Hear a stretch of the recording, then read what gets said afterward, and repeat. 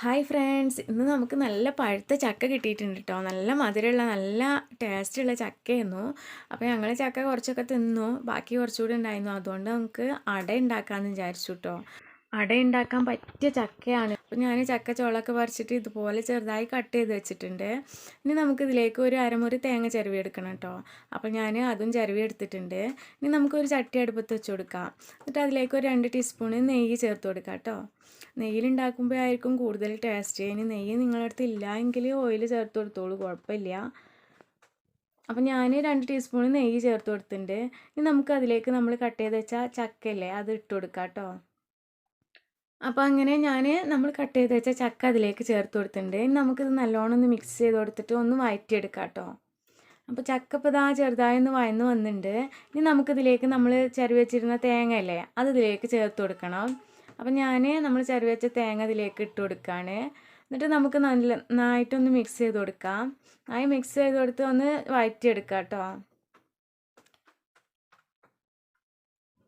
അപ്പോൾ ഇതാ നമ്മുടെ ചക്കയും തേങ്ങയൊക്കെ ജസ്റ്റ് ഒന്ന് വഴന്ന് വന്നിട്ടുണ്ട്. ഇനി നമുക്കിതിലേക്ക് ഒരു 1/2 ടീസ്പൂൺ ചെറിയ ജീരകം ഇട്ട് കൊടുക്കാം കേട്ടോ. ചെറിയ ജീരകം ഇട്ട് കൊടുക്കുമ്പോൾ അതിൻ്റെ ഒരു സ്മെല്ലും ഫ്ലേവറൊക്കെ വരുമ്പോൾ നല്ല രസമായിരിക്കുമല്ലോ. അതിഷ്ടമില്ലാത്തവർക്ക് അത് ഒഴിവാക്കാവുന്നതാണ്. അപ്പോൾ അതോട് ചേർത്ത് കൊടുത്തിട്ട് ഒന്ന് മിക്സ് ചെയ്ത് കൊടുക്കുക. അപ്പോൾ ഇതാ നമ്മുടെ ചക്കയും തേങ്ങയൊക്കെ നല്ലോണം വഴന്ന് വന്നിട്ടുണ്ട്. ഇതിലേക്ക് നമുക്ക് ശർക്കര പാനി വെച്ച് കൊടുക്കണം കേട്ടോ. അപ്പം ഞാൻ 2 അച്ച് ശർക്കര എടുത്തിട്ട് കുറച്ച് വെള്ളം ഒഴിച്ചിട്ട് ഒന്ന് ഉരുക്കിയെടുത്തതായിരുന്നു. എന്നിട്ട് അരിച്ചെടുത്തിരുന്നു കേട്ടോ. അത് നമുക്ക് ഇതിലേക്ക് ചേർത്ത് കൊടുക്കാം. ഇനി നമുക്ക് ഇതിൻ്റെ ആ ശർക്കര പാനിയൊക്കെ ഒന്ന് വറ്റിച്ചെടുക്കണം. അപ്പോൾ നന്നായി ഇളക്കി കൊടുക്കുക. അടിയിലൊക്കെ പിടിക്കും. അപ്പം അടിയിലൊക്കെ പിടിക്കാണ്ട് നന്നായി ഇളക്കി കൊടുക്കുക. എന്നിട്ടിത് വറ്റിച്ചെടുക്കുക കേട്ടോ. അപ്പോൾ ഞാനിതിലേക്ക് ഏലക്കാപ്പൊടി ചേർത്ത് കൊടുത്തിരുന്നില്ല. ഇപ്പോൾ നമുക്കിതിലേക്ക് കുറച്ച് ഏലക്കാപ്പൊടിയും കൂടി ചേർത്ത് കൊടുക്കാം കേട്ടോ.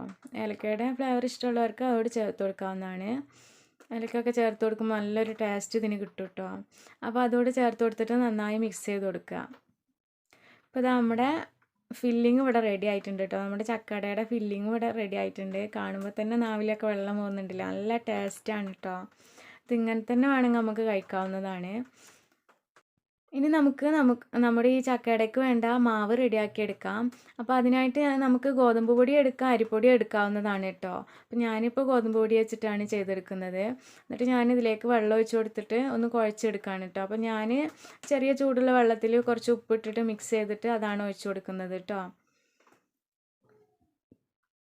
എന്നിട്ട് നമുക്കിതുപോലെ ഒന്ന് മിക്സ് ചെയ്ത് കൊടുത്തിട്ട് നമുക്കിതൊന്ന് കുഴച്ചെടുക്കാം കേട്ടോ. നമ്മൾ ചപ്പാത്തിക്കും പൂരിക്കും കുഴച്ചെടുക്കുന്ന ആ ഒരു പരുവത്തിലല്ല കുഴച്ചെടുക്കേണ്ടത്.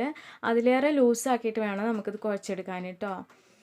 അപ്പോൾ ഞാൻ സ്പൂൺ കൊണ്ട് വെള്ളം ഒഴിച്ച് കൊടുത്തിട്ടൊന്ന് മിക്സ് ചെയ്ത് കൊടുത്തിട്ട് ഇനി കൈ വെച്ചിട്ട് നന്നായി കുഴച്ചെടുക്കുകയാണ് കേട്ടോ. അപ്പോൾ നമ്മുടെ മാവ് ഇതുപോലെ നന്നായിട്ട് കുഴച്ചെടുത്തിട്ടുണ്ട് കേട്ടോ. നമ്മൾ ചപ്പാത്തിക്കും പൂരിക്കൊക്കെ കുഴക്കുന്ന മാതിരി ടൈറ്റായിട്ടല്ല കുഴച്ചെടുക്കേണ്ടത്. ഈ ഒരു പരുവത്തിലാണ് കുഴച്ചെടുക്കേണ്ടത്. ഇതുപോലെ ചെറുതായിട്ട് ലൂസിൽ വേണം കുഴച്ചെടുക്കാൻ കേട്ടോ. അപ്പോൾ എല്ലാവരും ഇതുപോലെ കുഴച്ചെടുക്കുക. ഇനി നമ്മളിത് വാഴയിലയിലാണ് പരത്തുന്നത് കേട്ടോ. അപ്പം ഞാൻ വാഴയില നല്ലപോലെ കഴുകിയിട്ട് ഇതുപോലെ കട്ട് ചെയ്തെടുത്തിട്ടുണ്ട്.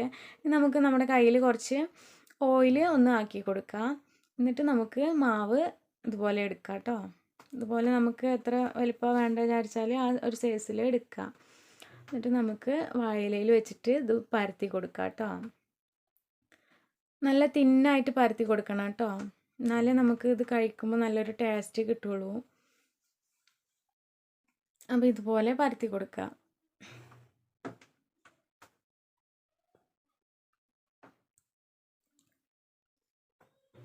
ഇതുപോലെ നല്ല തിന്നായിട്ട് പരത്തി കൊടുക്കാം കേട്ടോ. അപ്പോൾ നമ്മളിത് ഇങ്ങനെ പരത്തുമ്പോൾ നമ്മുടെ കയ്യുമ്മ ഒട്ടിപ്പിടിക്കാതിരിക്കാൻ വേണ്ടിയിട്ടാണ് നമ്മൾ കയ്യുമ്മ ഓയിൽ തേച്ചിട്ടുള്ളത് കേട്ടോ. ഇനി ഓയിലല്ലാന്നുണ്ടെങ്കിൽ വെള്ളം ആക്കിയാലും മതി. എന്നാലും നമുക്കിത് നല്ലതുപോലെ ഇങ്ങനെ പരത്തിയെടുക്കാൻ കഴിയും കേട്ടോ. അപ്പോൾ ഞാനിതാ ഇതുപോലെ ഒരെണ്ണം പരത്തിയെടുത്തിട്ടുണ്ട്. ഇതുപോലെ ബാക്കിയുള്ളത് മുഴുവനും പരത്തിയെടുക്കാം. അപ്പോൾ നമ്മുടെ മാവ് മുഴുവനും ഇതുപോലെ തിന്നായിട്ട് പരത്തിയെടുത്തിട്ടുണ്ട് കേട്ടോ. ഇനി നമുക്കിതിലേക്ക് നമ്മൾ റെഡിയാക്കി വെച്ചിട്ടുള്ള ഫില്ലിംഗ് ഇല്ലേ, അതിലേക്ക് വെച്ച് കൊടുക്കാം. അപ്പോൾ ഇതുപോലെ ഒരു സൈഡിൽ മാത്രം ഫില്ലിങ് വെച്ച് കൊടുക്കുക കേട്ടോ. 2 സൈഡിലും കൂടി വെച്ചിട്ടുണ്ടെങ്കിൽ നമുക്കത് മടക്കിയിട്ട് വേവിക്കാൻ റിസ്ക് ആയിരിക്കും. അപ്പോൾ ഇതുപോലെ ഒരു സൈഡിൽ വെച്ച് കൊടുത്തിട്ട് ഇതുപോലെ ഒന്ന് മടക്കി കൊടുക്കുക. എന്നിട്ട് നമുക്ക് ഇഡ്ഡലി തട്ടിൽ വെച്ചിട്ട് ഇത് വേവിച്ചെടുക്കാം കേട്ടോ. അപ്പോൾ ഇതുപോലെ ബാക്കിയുള്ളത് മുഴുവനും റെഡിയാക്കിയിട്ട് നമുക്ക് ഇഡ്ഡലി തട്ടിൽ ഇതുപോലെ വെച്ച് കൊടുക്കാം. അപ്പോൾ അതൊക്കെ റെഡിയാക്കി വെച്ചിട്ടുണ്ട്. ഇനി നമുക്കിത് വേവിച്ചെടുക്കാം. അപ്പോൾ അതിനായിട്ട് ഞാൻ ഇഡ്ഡലി ചെമ്പിൽ വെള്ളം ഒഴിച്ചിട്ട് അതൊന്ന് തിളക്കാൻ വേണ്ടി വെച്ചിരുന്നു. അപ്പോൾ അത് നല്ലോണം തിളച്ച് വന്നിട്ടുണ്ടെങ്കിൽ നമുക്കിതിലേക്ക് ഇഡ്ഡലി തട്ടിൽ അതൊക്കെ വെച്ചിട്ട് ഇതുപോലെ വെച്ച് കൊടുക്കാം കേട്ടോ. ഒന്നിന് മുകളിൽ ഒന്നായിട്ട് വെച്ച് കൊടുത്തിട്ട് നമുക്കിതൊന്ന് അടച്ചു കൊടുക്കാം. ഇത് നമുക്ക് ഒരു 10 മിനിറ്റ് വേവിച്ചെടുത്താൽ മതിയാവും കേട്ടോ. അപ്പോഴേക്കും നമുക്കിത് നല്ലപോലെ വെന്ത് കിട്ടും. ഇതിൻ്റെ ഉള്ളിലുള്ള ഫില്ലിംഗ് ഒക്കെ ആദ്യം നമ്മൾ വേവിച്ചെടുത്തതല്ലേ, അതുകൊണ്ട് പെട്ടെന്ന് വെന്ത് കിട്ടും കേട്ടോ. 10 മിനിറ്റ് കഴിഞ്ഞിട്ടുണ്ട്. അപ്പോൾ ഇതാ നമ്മുടെ ചക്കയുടെ നല്ല പോലെ റെഡി ആയിട്ടുണ്ട് കേട്ടോ. അപ്പോൾ നമുക്കിതൊന്ന് ഓപ്പൺ ചെയ്ത് നോക്കാം. കാണുമ്പോൾ തന്നെ നാവിലൊക്കെ വെള്ളം ഓർന്നുണ്ടല്ലേ കഴിക്കാൻ. ചക്ക ഇഷ്ടമുള്ളവർക്ക് കേട്ടോ. ചക്ക ഇഷ്ടമില്ലാത്തവർക്ക് ഇതുപോലെയൊക്കെ നിങ്ങൾ ഉണ്ടാക്കി കൊടുത്തിട്ടുണ്ടെങ്കിൽ പിന്നെ അവരെന്നും നിങ്ങളടുത്ത് ഇതുപോലെ ഉണ്ടാക്കി തരാൻ പറയും കേട്ടോ. അത്രയ്ക്ക് ടേസ്റ്റാണ്. അപ്പോൾ എല്ലാവരും ഇപ്പോൾ ചക്ക സീസൺ അല്ലേ, അപ്പോൾ എല്ലാവരും ഇതുപോലെയൊക്കെ ഒന്ന് ഉണ്ടാക്കി നോക്കുക കേട്ടോ. എല്ലാവരും ഉണ്ടാക്കുന്നതാവും ചിലപ്പോൾ. അപ്പോൾ ഉണ്ടാക്കാത്തവരൊക്കെ ഇതുപോലെ ഒന്ന് ഉണ്ടാക്കി നോക്കുക. വീഡിയോ ഇഷ്ടമായിട്ടുണ്ടെങ്കിൽ ലൈക്ക് ചെയ്യുക, ഷെയർ ചെയ്യുക. പിന്നെ ഇതുവരെയും എൻ്റെ ചാനൽ സബ്സ്ക്രൈബ് ചെയ്യാണ്ട് വീഡിയോസ് കാണുന്നുണ്ടെങ്കിൽ സബ്സ്ക്രൈബ് ചെയ്ത് സപ്പോർട്ട് ചെയ്യണേ.